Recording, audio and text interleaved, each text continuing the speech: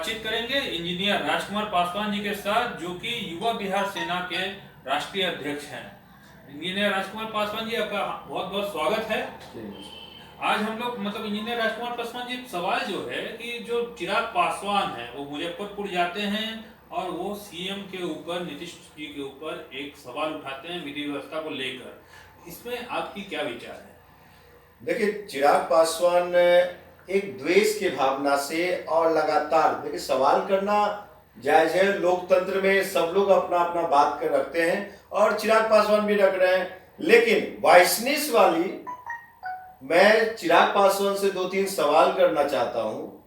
ठीक है, वो एक हत्या होती है, वहां मुजफ्फरपुर जाते हैं वो, और वहां पे कहते हैं कि विधि व्यवस्था ठीक नहीं है और बिहार का लॉ एंड ऑर्डर ठीक नहीं है। तो चिराग पासवान जी से मैं कहना चाहता हूं कि जब आपके स्वर्गीय पिताश्री रामविलास पासवान जी नौ देश के प्रधानमंत्री के साथ रहे और आप भी एनडीए सरकार में रहे, तो उस समय कितने दलितों की हत्या हुई बिहार में, कितने दलित बेटियों की इज्जत आबरू लूटी गई। उस समय आप लोग कहां थे? उस समय आप लोगों ने क्यों नहीं आवाज उठाया? और चिराग पासवान खुद 7 साल से सांसद हैं। कितने दलित इशू पे, चाहे बिहार के विधि व्यवस्था पे को लेकर के वो पार्लियामेंट में, संसद में वो बात को उठाया रखा, ये भी सवाल उन पे भी खड़ा होता है। यानी कि गुल खाए गुलगुल्ला से परहेज। जब वो सत्ता में रहते हैं तो दलित याद नहीं आता है, बिहार का विधि व्यवस्था याद नहीं आता है, और जब वो सत्ता से चिराग पासवान हट जाते हैं, उनको बीजेपी दरकिनार कर देती है और ये नीतीश कुमार दरकिनार कर देते हैं, तो उन्हें दलित याद आने लगता है और कहते हैं बिहार का विधि व्यवस्था याद आने लगता है, बिहार का विकास याद आने लगता है। तो ऐसे ड्रामेबाज, नौटंकीबाज जो नेता हैं बिहार के, जो कि कहते कुछ है करते कुछ है, उन लोग से बिहार की आवाम को बचने की जरूरत है। अगर चिराग पासवान में हो हिम्मत, सांसद चिराग पासवान में हो अगर दलित भक्ति, तो किसी भी दलित की बेटी से, गरीब दलित की बेटी से, गरीब पासवान की बेटी से वो शादी करके देखें, तब सही माने में दलितों के हितैषी रहनुमा समझ में आएगा। आज पूरा बिहार का दलित रामविलास पासवान जी और लोजपा परिवार के कारण,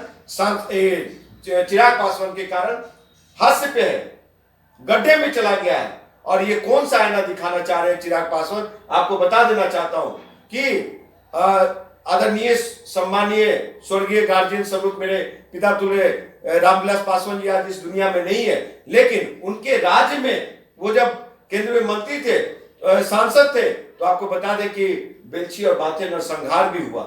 उस समय विधि व्यवस्था नहीं दिखता था। उस समय क्यों नहीं बात करते थे दलित? इधर एनडीए की जितनी भी सरकारें रही, आंकड़े चिराग पासवान को देना चाहिए कि इस समय ये हुआ। आज नीतीश सरकार में ठीक है, कुछ हो रहा है, वो जनहित में नहीं है। विधि व्यवस्था टाइट होना चाहिए, जनहित में विधि व्यवस्था होना चाहिए कि जनता की सुनी जानी चाहिए। आज जो क्राइम हो रहे हैं, मर्डर हो रहे हैं, हत्या हो रहे हैं, लूट खसोट हो रहा है, उसमें सवाल बनता है। लेकिन आप कौन से विधि व्यवस्था पे सवाल उठा रहे हैं?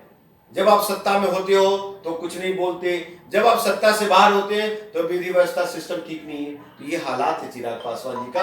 तो बिहार के जनता को, बिहार के दलितों को, पासवानों को बेवकूफ बना रहे हैं ये लोग सही डायरेक्शन में ले जाना नहीं चाहते, अपनी सिर्फ राजनीति रोटी सेकना चाहते हैं। बिल्कुल।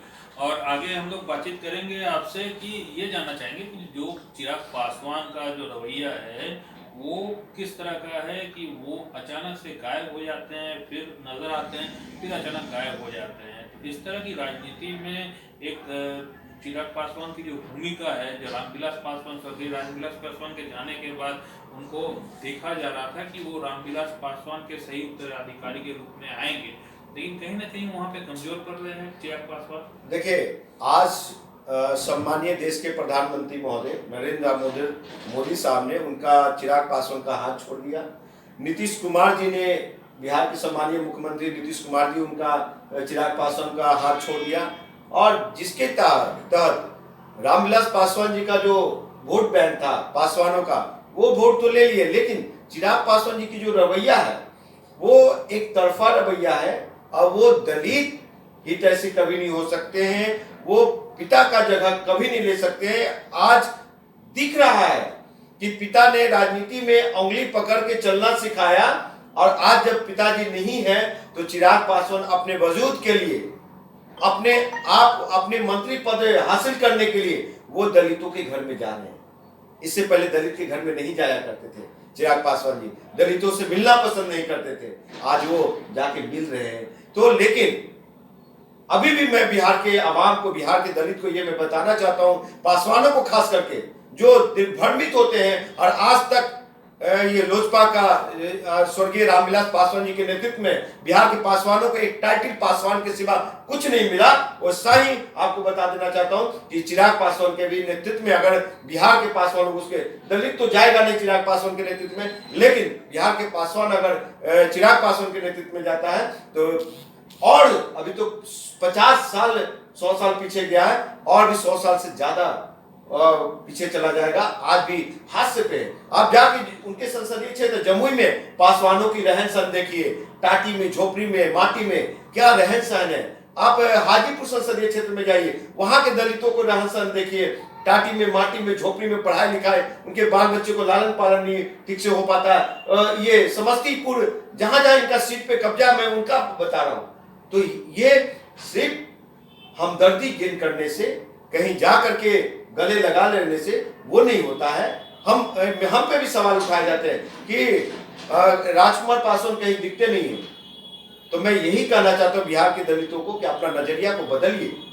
आपके समाज में, आपके ये घर में हर एक जो कहा जाता कि बगिया में हर एक तरह का फूल खिलता है, हर एक तरह का फूल सुहाना लगता है, तो उस हर एक फूल को आप गले लगाइए। सिर्फ एक तरफा जो जनता एक आईने से, एक चश्मे से देखती है। इस विधानसभा में क्या हुआ?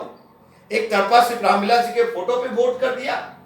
आप अपने नेतृत्व में अच्छे युवा नौजवान नेतृत्व को नहीं चुना। तो ये समाज के लिए, सोसाइटी के लिए और जमात के लिए खतरा है कि एक तरफा एक नेतृत्व पे आप वोट देते हैं, अंधे भक्त बन के देते हैं। ऐसा नहीं होना चाहिए। अगर चिराग पासवान रामविलास पासवान का बेटा है तो मैं भी आपको बता दूं कि एक गरीब घराने का बेटा हूं मैं, और पासवान का बेटा हूं मैं, और पासवान के ऊपर आंच आएगा तो मैं कदापि बर्दाश्त नहीं करूंगा। और जो समाज को ठगने का काम करेगा मैं उसके खिलाफ बोलूंगा, चाहे मेरी हत्या क्यों नहीं हो जाए, चाहे मुझे जेल क्यों नहीं भेज दिया जाए। हम इसकी परवाह नहीं करते। मैं भी एक पार्टी का राष्ट्रीय अध्यक्ष हूं, युवा बिहार सेना पार्टी का, और मैं बोलूंगा अगर घर लूटेगा तो घर की सुरक्षा हम करेंगे। हम घर की सुरक्षा के लिए आगे। बिल्कुल।